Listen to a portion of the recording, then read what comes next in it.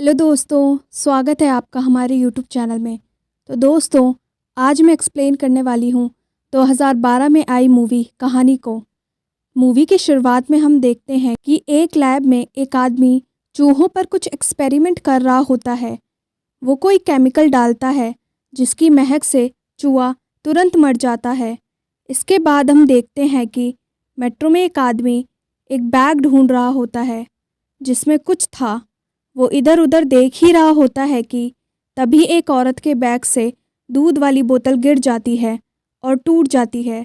उस केमिकल की महक से थोड़ी ही देर में मेट्रो के अंदर मौजूद सभी लोग मारे जाते हैं और ये बहुत बड़ा मेट्रो हादसा बन जाता है और वह आदमी भी मारा जाता है। अब कहानी यहाँ से 2 साल आगे बढ़ जाती है, जहाँ हम देखते हैं कि विद्या नाम की एक प्रेग्नेंट औरत लंदन से आई होती है अपने पति अर्नव को ढूंढने के लिए। ये वह समय था जब दुर्गा पूजा की तैयारियां चल रही होती थी, तो हर जगह उसे भीड़ भाड़ दिखाई पड़ती है। विद्या और अर्नव दोनों ही सॉफ्टवेयर इंजीनियर थे और अर्नव एनडीसी में काम करने भारत आया था। उसने कहा था कि काम खत्म होते ही वह लंदन वापस आ जाएगा, पर कई दिन बीत गए लेकिन वह अभी तक नहीं आया और फ़ोन भी नहीं लग रहा था। तो विद्या उसका पता करने इंडिया चली आई। विद्या सीधे पुलिस स्टेशन जाती है, जहां उसकी मुलाकात होती है पुलिस ऑफिसर राणा से। तो वो उसे अपनी सारी कहानी बता देती है कि क्या दिक्कत है। दरअसल अर्नव विद्या को छोड़कर आना नहीं चाहता था, लेकिन विद्या ने ही उसे फोर्स किया कि काम मिल रहा है तो जाओ। अब वह गायब हो गया है तो वह खुद पे गुस्सा करती है कि ना कहती तो सही रहता। विद्या उस होटल का पता बताती है जहां अर्नव ठहरा हुआ था, तो राणा उसे लेकर जाता है। वहां पता चलता है कि अर्नव नाम का कोई भी यहाँ रहने कभी आया ही नहीं था। विद्या गुस्सा करने लगती है, कहती है आप लोग झूठ बोल रहे हो। वो कुछ बातें बताती है, जैसे कि होटल में क्या चीज़ कहाँ रखी है। तो इस बात से यह तो पता चल जाता है कि अर्नव वहाँ था, पर कोई मानने को तैयार नहीं था। विद्या जिद करके उसी रूम में रहने का सोच लेती है जहाँ अर्नव रुका हुआ था। वह रूम में आकर अपने पति की याद में रोने लग जाती है। उस होटल में विष्णु नाम का एक छोटा बच्चा काम करता था, जिसकी मासूमियत देखकर विद्या की उससे दोस्ती हो जाती है। अब विद्या एनडीसी की एचआर मैनेजर एग्नेस से मिलती है, तो वह भी यही कहती है कि अर्नव नाम का कोई भी इंसान यहाँ काम करने नहीं आया था। तो वो उसे अर्नव की फ़ोटो भी दिखाती है, लेकिन तब भी उनका जवाब वही होता है। विद्या बताती है कि अर्नव के चाचा एक जगह रहते हैं, लेकिन एग्जैक्ट घर नहीं पता। तो वो लोग वहाँ जाते हैं उनका पता लगाने को। विद्या को अर्नव का स्कूल दिखता है। इसका मतलब है कि चाचा का घर भी आसपास होगा, पर अफसोस उन्हें उनका घर नहीं मिलता है। उधर अग्नेश को अर्नव की फ़ोटो देख के मिलन दाम जी नाम का एक आदमी की याद आती है, जो एनडीएस में काम करता था। तो वो उसकी प्रोफाइल एक्सेस करने की कोशिश करती है, पर नहीं कर पाती है। विद्या अर्नव के स्कूल जाती है, पर वहाँ भी उसे कोई जवाब नहीं मिलता है।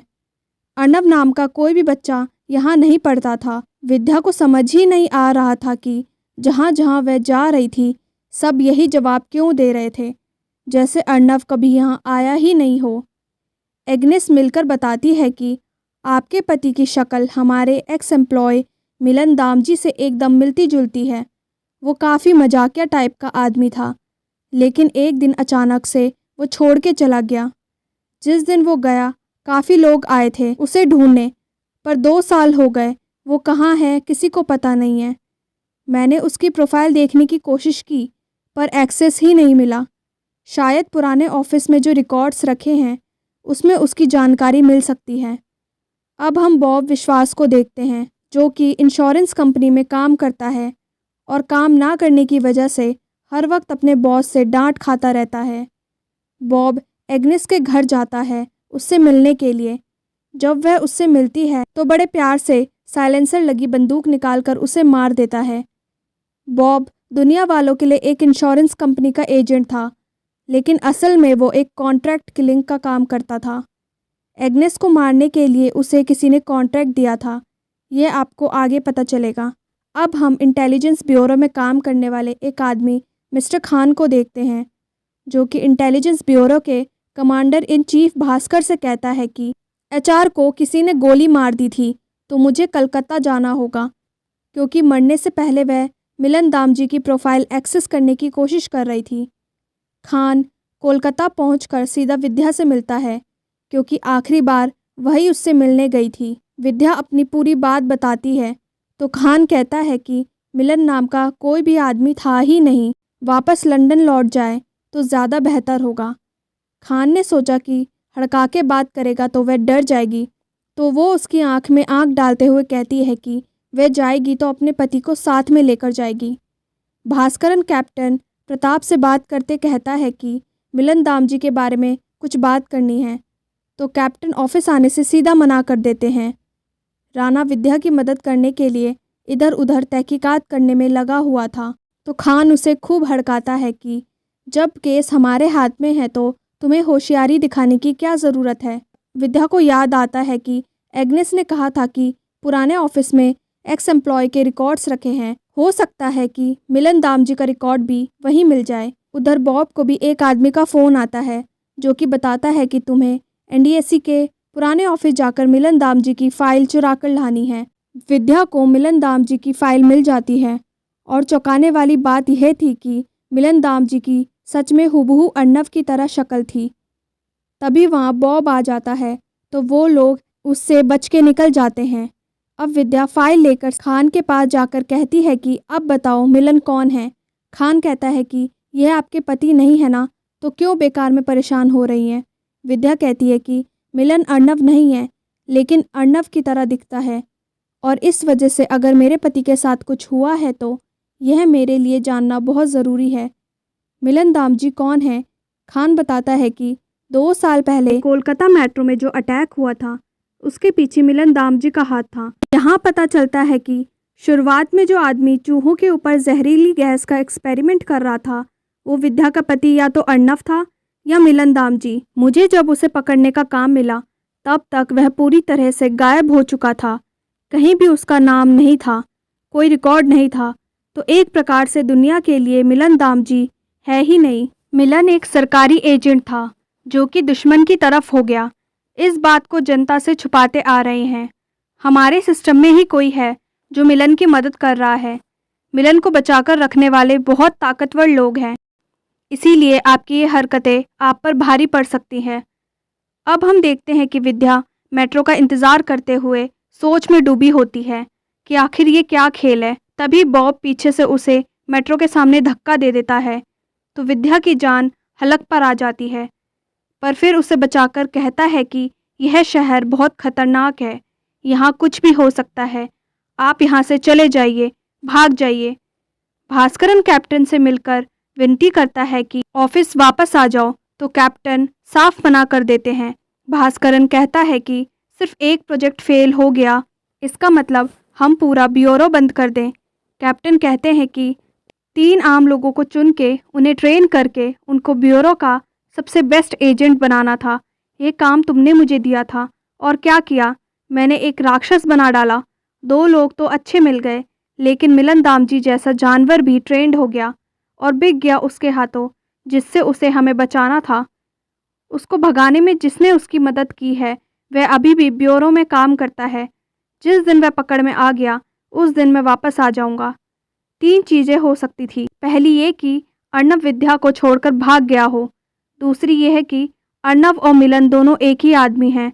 तीसरी ये कि अर्नव की शक्ल मिलन से मिलती जुलती है, इसीलिए अर्नव मुसीबत में है। मिलन दामजी की फाइल में उसके घर का पता होता है, तो विद्या वहीं पहुंच जाती है, लेकिन घर पूरा खाली था, वहां कुछ नहीं मिलता। घर के बाहर चाय की दुकान से पता चलता है कि मिलन के यहाँ कोई आदमी आता था ब्रीफ केस लेके, तो अब विद्या उसी आदमी को ढूंढना शुरू करती है। उन्हें पता चलता है कि मिलन का ब्लड ग्रुप बहुत रेयर था, तो ऐसे लोग अपना ब्लड स्टोर करके रखवाते हैं ताकि ज़रूरत पड़ने पर वह इसे इस्तेमाल कर सके।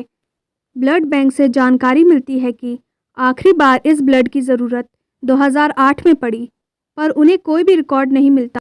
कि ब्लड किसको चढ़ाया गया था। एक पुलिस इन्फॉर्मर से पता चलता है कि जिस फैक्ट्री में वो लोग खड़े हैं वहाँ 2008 में 2 आदमियों की मीटिंग हुई थी। उन दोनों ने एक दूसरे को गोली मारकर मार डाला था। पर बात यह है कि वहाँ तीसरा आदमी भी था और इसी तीसरे आदमी के लिए खून मंगाया गया था। इससे आगे की खबर तुम्हें डॉक्टर गांगुली देंगे। उस रात हॉस्पिटल में उन्हीं की ड्यूटी थी। डॉक्टर गांगुली कहते हैं कि एक दिन का समय दीजिए, मैं देख के बताता हूँ, क्योंकि 2 साल पहले की बात है तो अच्छे से याद नहीं। अब हम देखते हैं कि काम ख़त्म करके डॉक्टर अपने घर जा रहे होते हैं कि तभी बॉब आकर मुस्कुराते हुए पहले उन्हें नमस्कार कहता है और फिर गोली चलाकर उन्हें मार डालता है। विद्या को जानकारी मिलती है कि जो 2 लोग मारे गए थे उसमें से एक मेट्रो अटैक के केस में पुलिस इन्फॉर्मर था और एक सरकारी एजेंट। विद्या के साथ उसके पति को ढूंढते ढूंढते अब राना को उसके लिए कुछ फील होने लगा था, पर वह कुछ नहीं कह सकता था क्योंकि वह शादीशुदा थी और पेट में एक बच्चा भी था। अब एक दिन राना देखता है कि विद्या खुद घर की सफाई कर रही है तो वह किसी को बुलाने लगता है। तो विद्या कहती है कि रहने दो, घर पर मैं खुद ही सफाई करती हूँ, मुझे धूल मिट्टी ज़रा भी पसंद नहीं है। राना बताता है कि मुझे तीसरे आदमी के बारे में कहीं कुछ नहीं पता चला। विद्या को लगता है कि इन्फॉर्मर एजेंट को शायद कुछ जानकारी देना चाहता था जिसके बारे में मिलन को पता चल गया था, तो उसने उन दोनों को मार डाला। उसी मुठभेड़ में मिलन को भी गोली लग गई तो उसे हॉस्पिटल जाना पड़ा। पर सवाल ये है कि मिलन को कैसे पता चला कि एजेंट को इन्फॉर्मर से कोई टिप मिलने वाली है। विद्या को वह आदमी मिल जाता है जो ब्रीफ केस लेके मिलन से मिलने जाता था। वो आदमी था एनटीसी का चीफ टेक्निकल ऑफिसर श्रीधर। यहाँ देखने को मिलता है कि उसके पास विद्या की फ़ोटो है और वो फ़ोटो बॉब को दे देता है। विद्या को मारने का कॉन्ट्रैक्ट देकर, इसका मतलब बॉब श्रीधर के कहने पर सबका खून कर रहा था। बॉब विद्या को मारने ही वाला होता है कि तभी वहाँ राना आ जाता है तो वो भाग खड़ा होता है। राना उसका पीछा करता है लेकिन एक गाड़ी आकर बॉब को कुचलकर चली जाती है। बॉब के फ़ोन से पता चलता है कि लोगों को मारने के लिए उसे जितनी भी फ़ोटोज़ भेजी गई है वो एक वेबसाइट से भेजी गई है। तो विद्या अपनी हैकिंग स्किल का इस्तेमाल करते हुए उस कंप्यूटर का आईपी एड्रेस निकाल लेती है जिससे फ़ोटो अपलोड हुई है। उसे शक था कि हो ना हो ये श्रीधर का ही काम है। राना को समझ आ गया था कि विद्या की जान खतरे में है तो वो यही कहता है कि अब थोड़ा रुक जाना चाहिए, लेकिन विद्या पीछे हटने को अब तैयार नहीं थी। वो दोनों चुपके से श्रीधर के ऑफिस जाते हैं और विद्या फिर से अपनी हैकिंग कला का इस्तेमाल करते हुए ये पता लगा लेती है कि जो आईपी एड्रेस उन्हें मिला है वो इसी कंप्यूटर का है। विद्या जल्दी से उस कंप्यूटर की सारी फाइल्स ट्रांसफ़र करना शुरू कर देती है। उधर श्रीधर के मोबाइल पर अलर्ट आ जाता है कि उसका सिस्टम ऑन है तो वह भागते हुए पहुंचता है, लेकिन तब तक वो दोनों निकल गए थे। श्रीधर उन्हें ढूंढकर उनका पीछा करके उन्हें पकड़ते हुए राना को खूब पीटता है। श्रीधर की बंदूक गिर गई थी तो विद्या उसे उठाकर श्रीधर पर तान देती है। राना ने पहले ही खान को फ़ोन करके बुला लिया था, लेकिन इससे पहले कि वह पहुंचता सेल्फ डिफेंस में विद्या गोली चला देती है और श्रीधर मारा जाता है। खान उस पर खूब चिल्लाता है कि हमें ये जिंदा चाहिए था, अब हम मिलन को कैसे ढूंढेंगे। अब यहाँ पर एक खुलासा होता है कि राना खान के लिए काम करता है। पिछले 2 साल से हम मिलन को ढूंढ रहे हैं, फिर आप आई तो लगा आप ही हैं जो उसे ढूंढ सकती है, लेकिन आपने सारा प्लान खराब कर दिया। राना कहता है कि एजेंसी में कोई है जो मिलन की मदद कर रहा है, इसीलिए खान खुद से दोबारा इस केस को खोल नहीं पाता। इसीलिए उन्होंने मेरी मदद मांगी ताकि आपके ज़रिए हम मिलन को आसानी से ढूंढ सके। विद्या पूछती है कि मैं ही क्यों, तो खान सर कहते हैं कि क्योंकि एक प्रेग्नेंट औरत से किसी को डर नहीं लगता, खासकर जिसका पति भाग गया हो। कोई उस पर शक नहीं करता, यानी खान विद्या का बस इस्तेमाल कर रहा था ताकि वह मिलन को पकड़ सके। खान कहता है कि आप श्रीधर का कंप्यूटर फिर से हैक करिए, शायद कुछ जानकारी मिल जाए। विद्या को तो धोखा मिला था और उसका पति कहाँ है उसे कोई खबर नहीं। कुछ समझ नहीं आ रहा था कि वह क्या करे, पर उम्मीद थी कि शायद ऐसा करके कुछ पता चल जाए, तो वह राजी हो जाती है। उनकी मदद करने के लिए। विद्या को एक कोड टाइप का कुछ मिलता है जिसे डिकोड करने पर एक नंबर सामने आता है जो कि भास्करन का था। खान विद्या से कहता है कि आप भास्करन को फ़ोन करके उससे झूठ बोलिए कि श्रीधर के कंप्यूटर से तुम्हारे खिलाफ कुछ फाइल्स मिली है। वही एक आखिरी रास्ता है अर्नब और मिलन तक पहुंचने के लिए। विद्या भास्करन को कॉल करके कहती है कि मैं पेपर्स दे दूंगी, उसके बदले आप मेरे पति कहाँ हैं वह बता दीजिए। पर भास्करन कुछ नहीं कहता। थोड़ी देर बाद मिलन दामजी का खुद फ़ोन आता है जो कि कहता है कि अगर अपने पति को जिंदा देखना है तो मेरे अगले फ़ोन का इंतज़ार करो। यानी कि निशाना बिल्कुल सही लगा। भास्करन खुद से तो कुछ नहीं कह सकता था, नहीं तो फंस जाता, इसीलिए मिलन से फ़ोन करवाया। वो इन्फॉर्मर कहता है कि मिलन कोलकाता आ चुका है, यानी कि मिलन ही विद्या से मिलेगा और मिलन जिससे मिलता है वो किसी को जिंदा नहीं छोड़ता है, वो विद्या को भी मार डालेगा। राणा यही बात खान से कहता है तो उसे तो पहले से ही पता था कि मिलन कैसा आदमी है। वो कहता है कि मेरा काम है देश की रक्षा करना, उसके लिए कुछ भी करना पड़े सब सही है। अगर मिलन को पकड़ने के लिए विद्या को कुर्बान करना पड़े तो वह भी सही है। राणा पूछता है कि फिर हम में और मिलन में क्या फ़र्क हुआ। खान कहता है कि कोई फ़र्क नहीं है, हम कानून के लिए करते हैं और वो कानून के खिलाफ, इसीलिए हम सही हैं और वो गलत। प्यार में पड़कर अगर विद्या को मेरे बारे में बताओगे तो सिर्फ तुम उसकी जान बचा पाओगे, बाद में मिलन हज़ारों लोगों को मारेगा तो उसका क्या, इसीलिए तुम बस यहीं बैठो। विद्या के पास फ़ोन आ जाता है कि कहाँ आना है तो वह खान को भी बता देती है। राणा भी छुप छुपा के उधर ही निकल लेता है।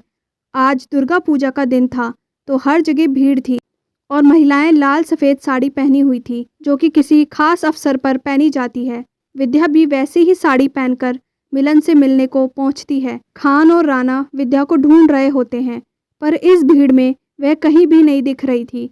विद्या एक सुनसान गली में जाती है जहां उसे मिलन मिलता है और उससे पेपर्स मांगता है। तो विद्या उससे अपने पति के बारे में पूछती है तो मिलन कहता है कि आप मुझे पेपर्स दे दीजिए, आपका पति आपको मिल जाएगा। विद्या के पास कोई पेपर्स नहीं थे तो मिलन समझ जाता है कि यह कोई जाल है तो वह जाने लगता है। विद्या उसे पकड़ने की कोशिश करती है तो मिलन उसके पेट पर लात मार देता है। मिलन बस यही नहीं रुकता बल्कि उसे गोली मारने के लिए आगे बढ़ता है। विद्या को बहुत दर्द हो रहा था लेकिन तभी वह अपने पेट से नकली पेट बाहर निकाल के फेंक देती है और अपने हेयर से क्लिप निकालकर उसके पैर और गले पर हमला कर देती है। मिलन वहां से भागने की कोशिश करता है लेकिन विद्या एकदम प्रोफेशनल की तरह उस पर गोलियां चलाते हुए उसकी कहानी वहीं पर ख़त्म कर देती है। वहां पर राणा और खान आ जाते हैं तो विद्या भाग जाती है और राणा के नाम एक लिफाफा छोड़ जाती है जिसमें लिखा था शुक्रिया। खान विद्या को ढूंढने की कोशिश करता है पर विद्या महिलाओं की भीड़ में घुस जाती है। क्योंकि सबने सेम साड़ी पहनी थी तो खान विद्या को ढूंढ नहीं पाता है। आखिर विद्या कौन थी? राणा मुस्कुराते हुए कहता है कि विद्या एक कहानी थी सर। राणा सबसे पहले होटल गया था उसे ढूंढने तो उसकी नज़र एक बच्चे की स्कूल ड्रेस पर पड़ी। विद्या ने जो स्कूल बताया था जहाँ पर अर्नब पढ़ता था वो उसी स्कूल की ड्रेस थी। बच्चा बताता है कि दीदी उसकी दोस्त बन गई थी तो वो अपने स्कूल के किस्से उन्हें बताया करता था। मतलब विद्या ने बस कहानी बनाई थी। अर्नब के चाचा रहते हैं और अर्नब स्कूल में पढ़ता था, ना तो उसके चाचा मिले ना ही स्कूल में अर्नब का नाम था, तो सब बस कहानी थी। खान कहता है कि जल्दी से उसके होटल रूम में जाकर उसके फिंगरप्रिंट्स ले लो। तो राणा कहता है कि कोई फ़ायदा नहीं है। विद्या इसलिए सफाई नहीं करती थी कि उसे सफाई पसंद है बल्कि इसीलिए करती थी ताकि उसके फिंगरप्रिंट्स ना रह जाए। खान पूछता है तो फिर उसके पति का क्या? राणा कहता है कि जैसे आपने उन्हें कहानी सुनाई थी कि मिलन नाम का कोई नहीं है, वैसे ही उन्होंने भी अपनी एक कहानी सुनाई विद्या और अर्नब की। मिलन दामजी तो था लेकिन ना तो कोई अर्नब है और ना ही कोई विद्या। ऐसा लगता है कि मिलन को मारने के लिए किसी ने विद्या को हायर किया था और उस तक पहुंचने के लिए हमारा इस्तेमाल किया। वो खुद चाहती थी कि मिलन तक पहुंचने के लिए हम उससे बलि का बकरा बनाएं। इससे पहले कि हम श्रीधर को हिरासत में लेते विद्या ने उसे मार दिया था। आपने खुद मिलन और भास्करन को उसकी झोली में डाल दिया। उसे ये बात अच्छे से पता थी कि गर्भवती महिला पर कोई शक नहीं करेगा और कुछ नहीं कहेगा, इसीलिए पेट से होने का नाटक किया। उस लिफाफे में एक पेन ड्राइव मिलती है जिसमें कि भास्करन के खिलाफ सारे सबूत थे। अब पता चल गया था, सब पता चल गया, लेकिन यह पता चलना अब भी बाकी था, आखिर उसे भेजा किसने था। अब हमें एक आर्मी ऑफिसर की फ़ोटो दिखाई जाती है जो कि वही आदमी था मेट्रो में बैग ढूंढ रहा था और जहरीली गैस की वजह से मारा गया। वह आदमी था इंटेलिजेंस ब्यूरो का एजेंट आरूप बासु, विद्या का पति। जिन 3 लोगों को कैप्टन ने ट्रेन किया था उनमें से एक वो था, असली पति जिससे उसकी शादी हुई थी। मेट्रो अटैक में जब उसकी बेमतलब मौत हुई तो विद्या को बहुत दुख हुआ। बेहोशी के कारण वह गिर गई, जिसके चलते उसके पेट में पल रहा बच्चा भी मारा गया। विद्या ने ही आरूप को ज़बरदस्ती कोलकाता जाने को कहा था। वह नहीं चाहती थी कि उसकी देखभाल करने के चक्कर में वह काम छोड़कर घर में बैठ जाए। कैप्टन सब जानते थे कि किसकी वजह से हुआ है। विद्या और कैप्टन ने मिलकर प्लान बनाया कि मिलन दामजी को ढूंढकर उसे मारने का। आरूप की मौत का बदला लेने के लिए आरूप की जगह मिलन की फ़ोटो लगाकर उसे अपना पति बनाया और फिर प्लान को अंजाम दिया, जो कि आप देख चुके हैं। कैप्टन कहते हैं कि आरूप को आज तुम पर बहुत गर्व हो रहा होगा, क्योंकि आज तुमने वह करके दिखाया जो कि हम में से कोई नहीं कर पाया। विद्या ने भले ही अपना बदला ले लिया, पर उसे अब भी गम था अपने पति और अपने बच्चे को खोने का। यह गम शायद कभी नहीं जाएगा। खुद को मजबूत रखते हुए विद्या ने भास्करन के खिलाफ जो सबूत दिए थे, उसके चलते भास्करन को गिरफ्तार कर लिया जाता है।